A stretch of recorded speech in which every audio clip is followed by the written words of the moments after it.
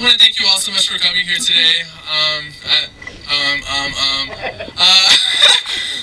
know a lot of you came a long way. 2 hours, 3 hours, California, where you at? It means a lot to me, and I really couldn't have done it without all of you. And it's honestly, this is the biggest night of my life, and I'm so glad that I get to share with all of you.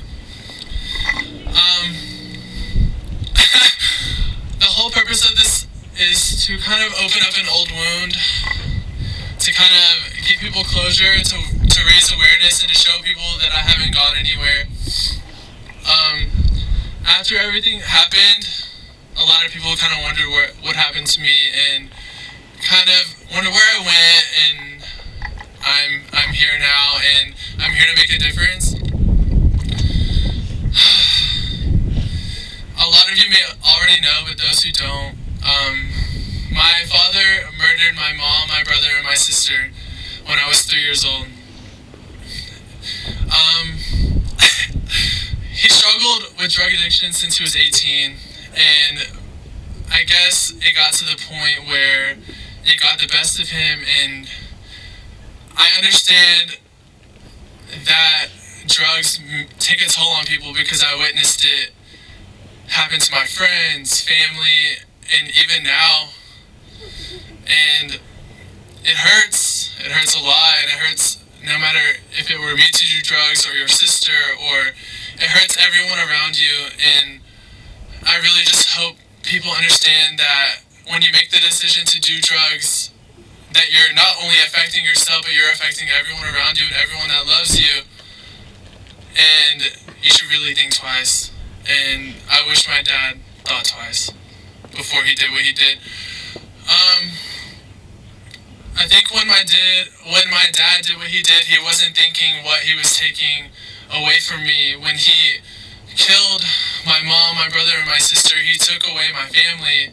But not only did he take away my mom, my brother, and my sister, he took away him too. I lost my mom, my brother, my sister, and my dad at the same time. And to me, that's the most selfish thing that you can do.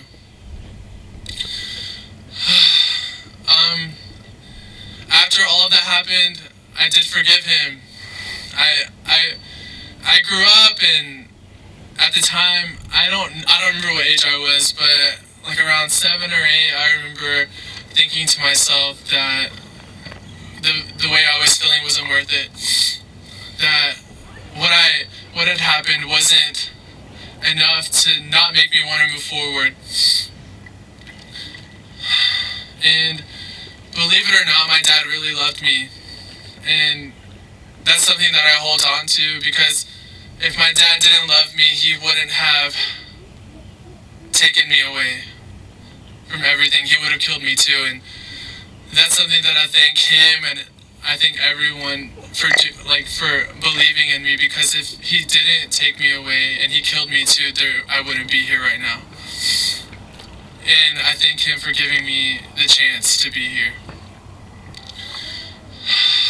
Growing up, after all of that happened, I moved to Shreveport, Louisiana. Woo woo! I'm just kidding. It's pretty ratchet there.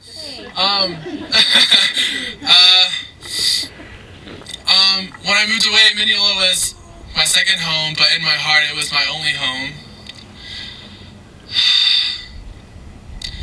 After all that I went through with my dad, it continuously got worse. When I moved away, I lived with my dad's side of the family. I lived with my aunt, my uncle, their 2 sons, my cousins. And when I lived with them, I was constantly degraded. I was made fun of. I was called gay, which is completely obvious. Completely obvious, but damn, you don't gotta tell me twice.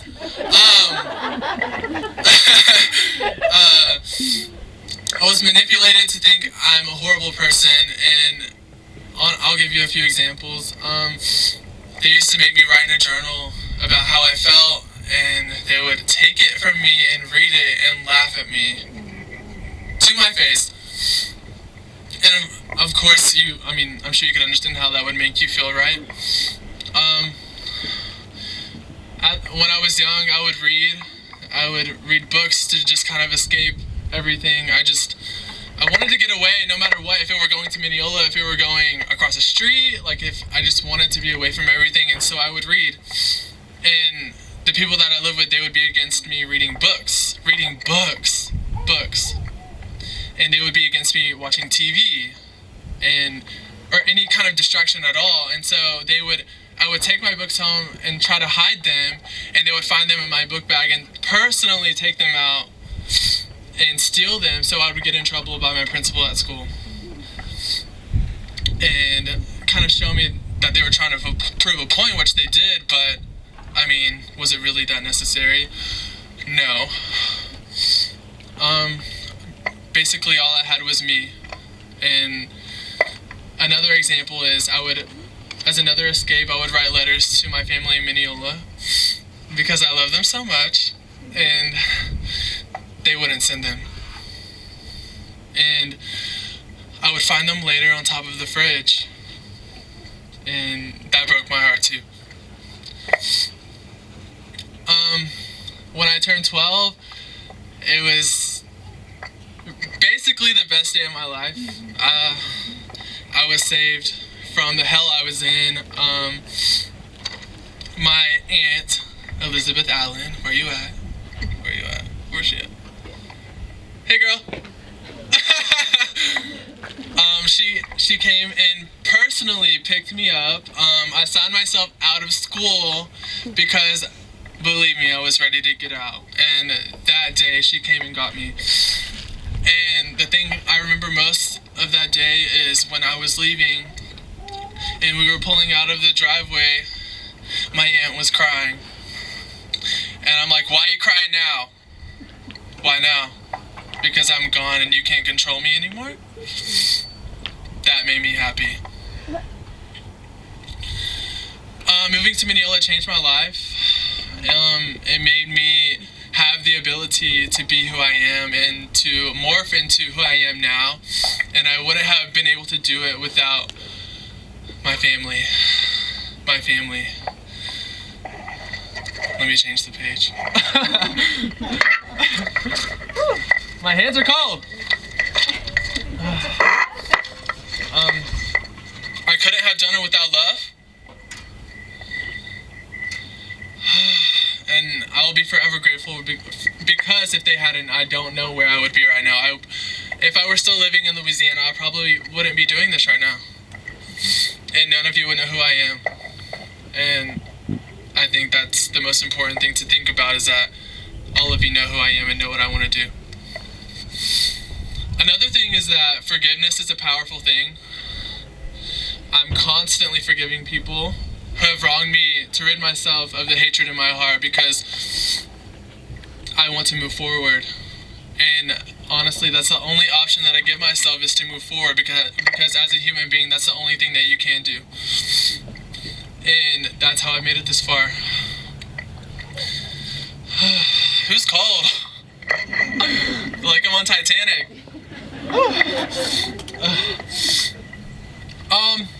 I'm grateful for what has happened to me, and I'm grateful for all of the people that have knocked me down throughout my childhood.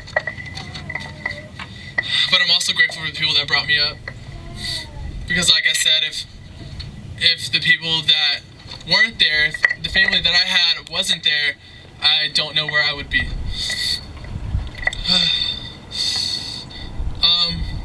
What my dad did to me gave me a purpose. It gave me drive, it gave me a push. It gave me life. I can't imagine who I would be if this didn't happen to me. So when I wrote my dad a few months ago, I did nothing but thank him. I thanked him for everything. I'm not thanking him because he took away my whole life. I thanked him because he gave me the capability to be someone without him. And I'm kind of pushing myself because I want to show him that I'm more than he will ever be. And thanking him for the opportunity to be who I am without him.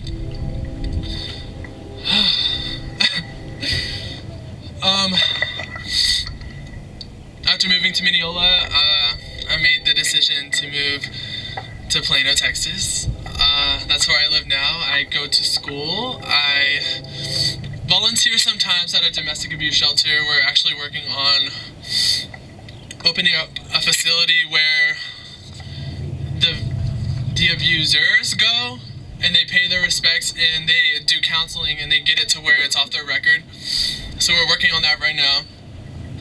I'm pretty busy, so I haven't really had a chance to go as often as I want because I've been busy doing this. I mean, try flunking out of college. I'm not flunking out, but I mean it's pretty close. But this is very important to me, and I want everyone to appreciate what I'm doing. I also believe that God has a plan for me, and that my mom, my brother, and my sister are with me all the time. I feel them now. I feel them when I'm at home. I feel them when I'm in Mineola, even though sometimes I don't feel like Mineola is home anymore.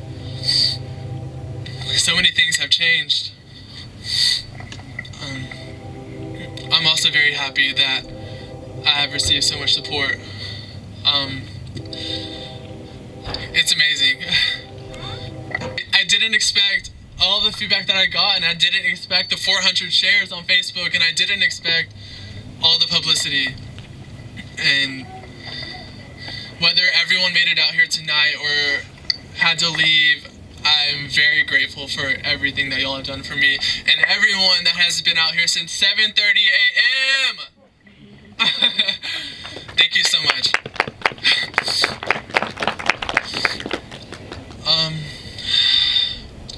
I want to make a difference. Not whether it's me individually with one person or thousands or hundreds of thousands or millions of people. I want to be able to speak to people and to motivate them that you can rise above anything.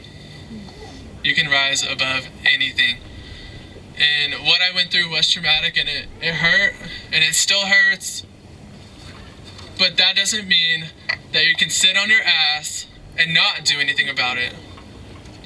Because I've sat on my ass. And I know better.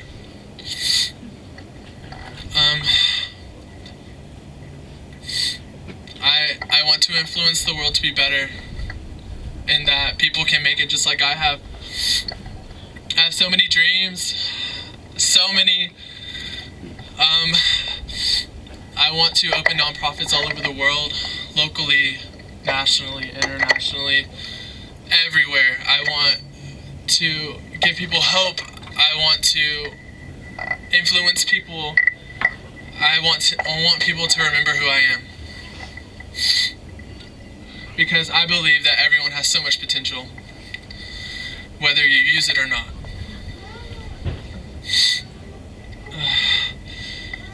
I want people to realize that you can either use your experiences or let them get to you. And I definitely didn't let mine get to me. Even though it does sometimes. I'm not completely plastic.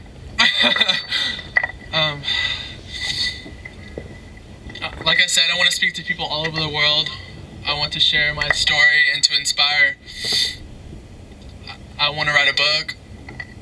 I want to have a movie about me, and I've already thought about it. Several people have came up to me and have said, you know, your story could be on Lifetime, and I'm like, well, let's do it. That'd be awesome. Also, anything is possible, and I won't let anything get in my way of changing the world, and nothing can stop me. I didn't bring you all here to bring up just the negative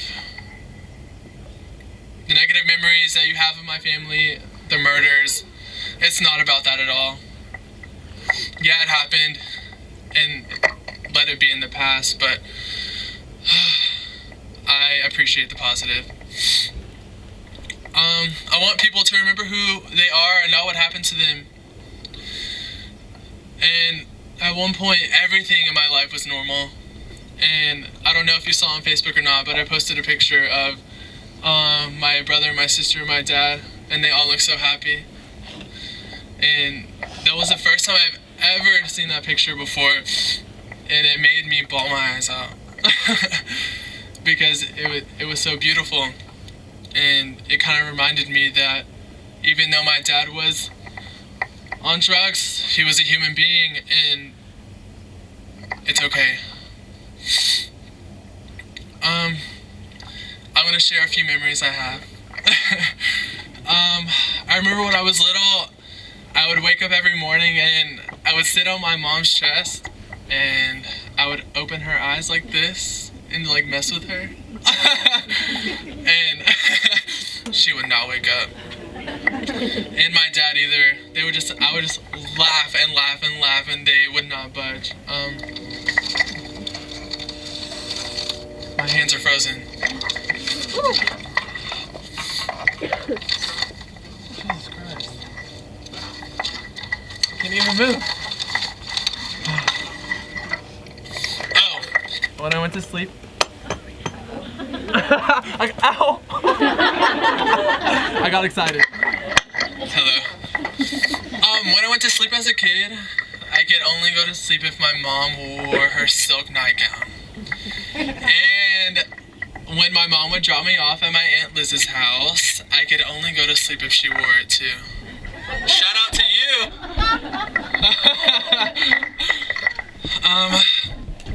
I remember I used to have Dalmatians next door to my house, and me and my dad would feed them hot dog weenies every day, and they would come back every day. We used to have a field by my house, and we would all go pick blackberries and put them in cute little baskets.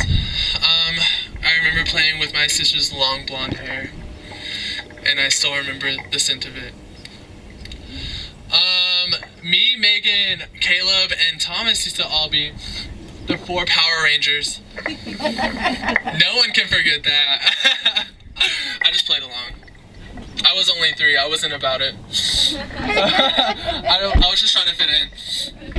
I remember we constantly watched Space Jam, which is why I played I Believe I Can Fly, because it was also played at their funeral too, in case you didn't know. I remember riding around on my dog, Buddy. I remember my dad would always bring me biscuits and sausage gravy from McDonald's every morning before he went to work. I remember all the peanut butter and jelly sandwiches, for sure. I remember my mom's eyes and the way she looked at me. And I remember the water balloon fights and the mud pies that smelled like shit. The only thing that I wish that I remembered is their voices.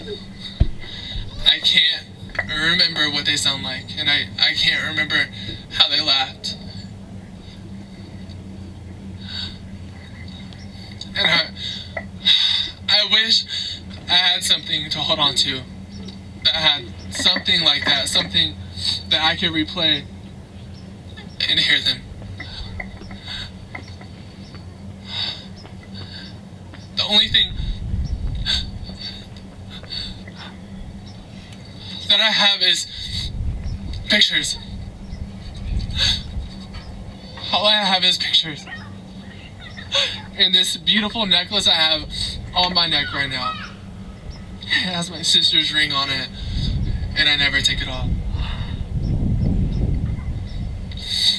So, at this time, I'm asking if anyone wants to share a memory that they have of my family. Anyone? Chirp, chirp.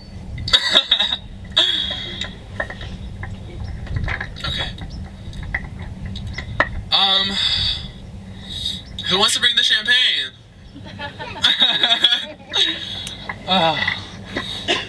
Woo!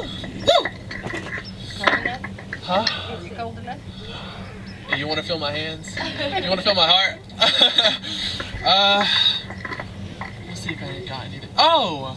I'm not done. Also, I have a thanks. I want to thank everyone who donated to bury my family when they passed away. Even though I wasn't around, I knew that my family struggled. It cost over $7,000 per burial. And I've gone through the receipts, I've gone through several names, I've gone through everything. And I will never be able to repay the people that paid to have them buried. And I will never be able to repay the people that picked out their tombstones, because honestly I don't know if you've seen them or not, but they're beautiful.